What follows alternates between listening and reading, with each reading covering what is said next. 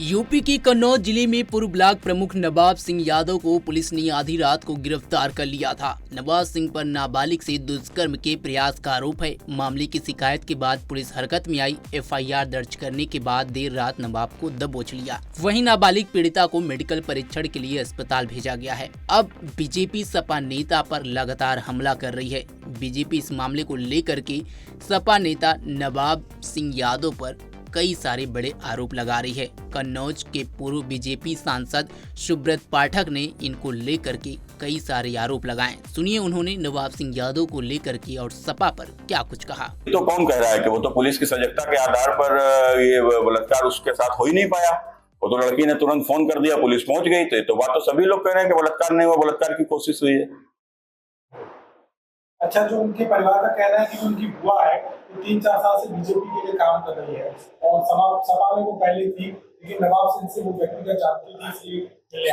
देखो, हम तो मालूम नहीं, मेरे तो संपर्क में जानकारी में है नहीं। और दूसरा, ये महिला कौन है क्या है, अभी इसको मैंने अभी जो वर्तमान जो चुनाव लोकसभा का चल रहा था इसमें मैंने इसको कहीं देखा भी नहीं।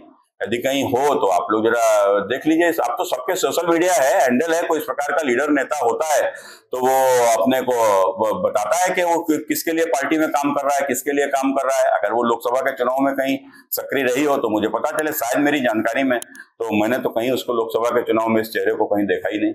माननीय मंत्री असीम अग्रवाल जी के साथ महिला नहीं, देखो, मंत्री के साथ में किसकी फोटो हो सकती है, और एक तथाकथित महिला कोई जो जिला अध्यक्ष बताई जाती है उसके साथ में भी उसकी फोटो दिखाई जाती है।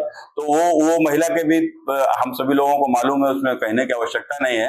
तो कुल मिलाकर अगर इस तरीके का कुछ है तो उसके लिए भी निश्चित रूप से जांच होगी। महिला कैसे आई, कहाँ से आई, इसका क्या चरित्र है, क्या इसका हिस्ट्री है, तो वो भी पुलिस तो उस पर भी जांच करेगी।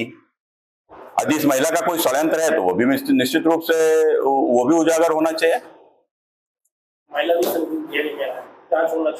नहीं, देखो, अब वहां के ऊपर वो महिला जिस प्रकार से बैठी थी और ये 8,000 रुपए की, अगर आप सबने सुना होगा तो 8,000 रुपए, तो 8,000 रुपए क्या होता है, तो वैश्यावृत्ति होती है। तो यदि ये सब ऐसा कुछ है तो कुल मिलाकर तो मैंने कहा ना कि आखिर पिंजड़े में शेर आया कैसे। बकरी का लालच ना होता तो शेर आता ही नहीं ना पिंजड़े में, और पिंजड़े में आता नहीं तो पकड़ा नहीं जाता। कुछ लोगों तो उससे को दूसरा नेता अखिलेश यादव के बाद यदि किसी का नाम कन्नौज की धरती पर लिया जाता है, उसका नाम है नवाब सिंह यादव। और आज उससे पल्ला झाड़ना, तो मैं स्पष्ट रूप से कह रहा हूं, समाजवादी पार्टी का बहुत घृणित चेहरा है। एक व्यक्ति अयोध्या में 2012 में समाजवादी पार्टी में आता है, नगर अध्यक्ष बनता है, उसके ऊपर गैंग रेप का आरोप लगता है, और उसके बाद में उसको बचाने के लिए स्वयं अखिलेश यादव सामने आते हैं, इसलिए कि वो मुसलमान है। तो मैंने मुसलमान होगा, अपराधी होगा, उसको संरक्षण दोगे, अतीक बनाओगे, मुख्तार बनाओगे। मुसलमान यदि आतंकवादी होगा उसको छोड़ने की सिफारिश करोगे। और उसके बाद में जो कन्नौज में एक उनका वह कार्यकर्ता जिसने अपना जीवन समाजवादी पार्टी को दे दिया, आज उससे भी पल्ला झाड़कर आज इस प्रकार से खड़े हो गए, तो समझ सकते हैं कि ये आतंकवादी अपराधी यदि मुसलमान होगा उसको संरक्षण करेंगे, और यादव होगा उसको भी छोड़ देंगे क्योंकि वह हिंदू है। तो यह समाजवादी पार्टी का और भी घृणित चेहरा उजागर हुआ है। आपकी जो फोटो वायरल हुई उस पर क्या कहेंगे? जो सपा कह रही थी वो तो आपके लिए काम करते हैं। हाँ, तो मैंने कहा ना कि फोटो तो अखिलेश जी की योगी जी के साथ भी वायरल हो रही है। तो क्या अखिलेश जी योगी जी के लिए काम करते हैं? वो फोटो किस दौरान की क्या? ये फोटो एक शिवपाल सिंह जी यादव हैं, और जो कि नगर पालिका के कर्मचारी भी रहे हैं, और वो उनके बेटे की गमी हुई थी, और वो नगर पालिका में चूंकि मेरी माताजी अध्यक्ष रही थी तो इसलिए मैं कच्ची में उनका जवान बेटा मरा था, तो मैं वहां पर गया था, तो वहीं पर शायद यह भी थे, इसमें मेरे साथ में फोटो आई है। सपा तो करेगी, हमने 5 साल पहले ही निकाल दिया।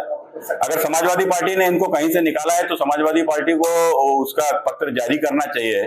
और जिसको निकाल दिया जाता है वो इंडी गठबंधन की भी जो रैली हुई थी जिसमें राहुल और अखिलेश दोनों लोग आए थे, और राहुल और अखिलेश के बीच में नवाब सिंह यादव खड़े हुए हैं, तो क्या राहुल गांधी के साथ में आए थे क्या? तो राहुल गांधी को बताना चाहिए कि अगर अखिलेश ने निकाल दिया तो शायद राहुल इनको मंच के ऊपर लेकर आए होंगे।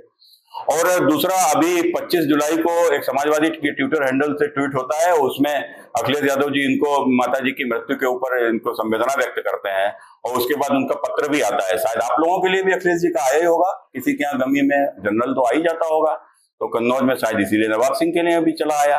तो कुल मिलाकर ये तो सब दर्शाता है। तो मैंने क्या कहा, अयोध्या वाला चूंकि मुसलमान था, कन्नौज वाला हिंदू है, तो झक मरा के कहाँ जाएंगे, तो साथ में आएंगे ही। तो या तो उत्तर प्रदेश के सभी मेरे उन यादव भाइयों को भी समझना चाहिए कि यह बांग्लादेश के हिंदुओं के साथ नहीं खड़े हुए और ये यहाँ पर भी देखो हिंदुओं के साथ नहीं खड़े हो रहे हैं। यही इनका चरित्र है।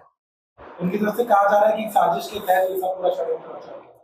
साजिश है तो उसको साजिश की जांच की मांग हो, आप जो भी हो, मैं आप अगर इस प्रकार की कोई डिमांड करते हो तो मैं भी उसका समर्थन करता हूँ। साजिश है तो बिल्कुल ही ओपन होना चाहिए। साजिश है तो किसकी है यह भी सामने आना चाहिए।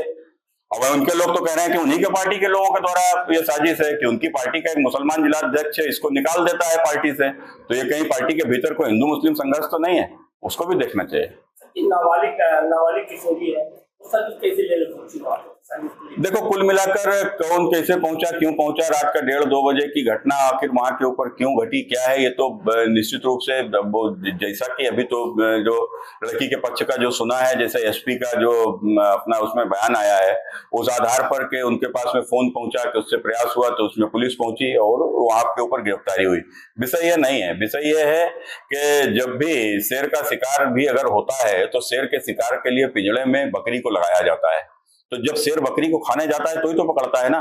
तो कुल मिलाकर यदि कोई भी ये षड्यंत्र है भी, अगर इनकी पार्टी के लोगों को तो मौका किसने दिया, तो स्वाभाविक है। देखो ये घटना एक बहुत स्पष्ट रूप से एक बात साफ कह रही है और ये घटना समाजवादी पार्टी के चरित्र को भी उजागर कर रही है। इसकी निष्पक्ष जांच होनी चाहिए। नहीं, जांच तो बिल्कुल निश्चित रूप से इसकी जांच चली रही है और न्यायालय में भी अब ये मामला जाएगा। तो अभी तो पूरी तरीके से तो पुलिस का मामला बन गया है। किशोरी भी मेडिकल कराने से मना कर रही थी, उसकी दादी और दादा का भी कहना था कुछ हुआ ही नहीं तो मेडिकल का